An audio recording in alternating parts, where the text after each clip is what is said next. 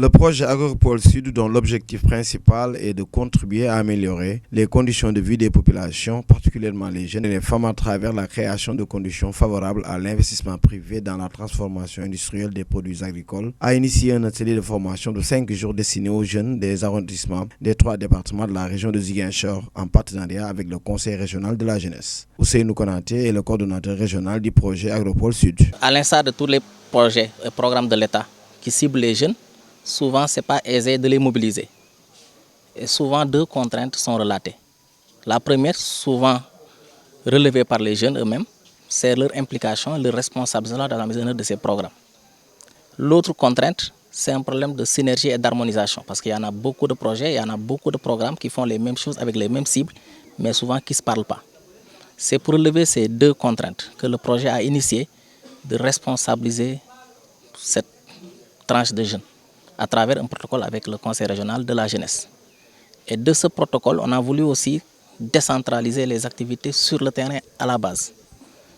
Et avec l'appui des autorités administratives, il a été mis en place un comité d'arrondissement des jeunes pour le suivi des projets et programmes. Et là, je précise très bien, ce n'est pas des comités d'arrondissement pour le projet Agropole, mais c'est des comités d'arrondissement des jeunes et pour les jeunes pour suivre et évaluer tous les projets de l'État, des initiatives qui ciblent l'emploi des jeunes. Pour le président du Conseil régional de la jeunesse de Ziguinchor, Mamadou Talibé Diallo, ce partenariat avec le projet Agropole Sud est une manière d'impliquer les jeunes de la région. On a signé une convention, c'est pour permettre à la jeunesse de Ziguinchor d'être au courant de ce qui se fait au niveau de l'Agropole, mais aussi de pouvoir aussi bénéficier, capter les opportunités de l'Agropole Sud, parce que nous savons tous que l'Agropole Sud, certainement, sera une solution pour nos produits locaux, sera une solution pour l'industrialisation de la Casamance d'une manière générale.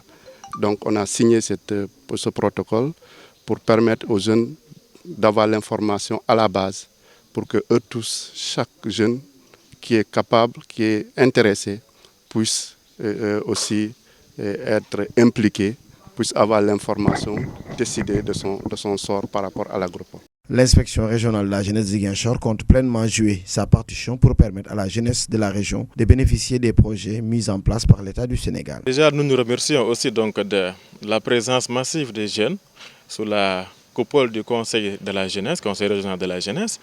Si l'État met en œuvre donc des politiques pour les jeunes, notre devoir c'est d'informer la jeunesse, de les sensibiliser pour qu'ils puissent continuer donc leur engagement et bénéficier pleinement donc de ces opportunités-là. Cet atelier de 5 jours, piloté par la structure Développement Citoyenneté Leadership Intégré et Communautaire Déclic, regroupe 25 jeunes de la région. À l'issue de leur formation, ces jeunes vont porter le projet Agropole Sud qui vise la création de 14 500 emplois directs et 35 000 emplois indirects, dont 60% pour les jeunes et 50% pour les femmes, et aussi les autres projets de l'État au profit des jeunes de la région sud du pays.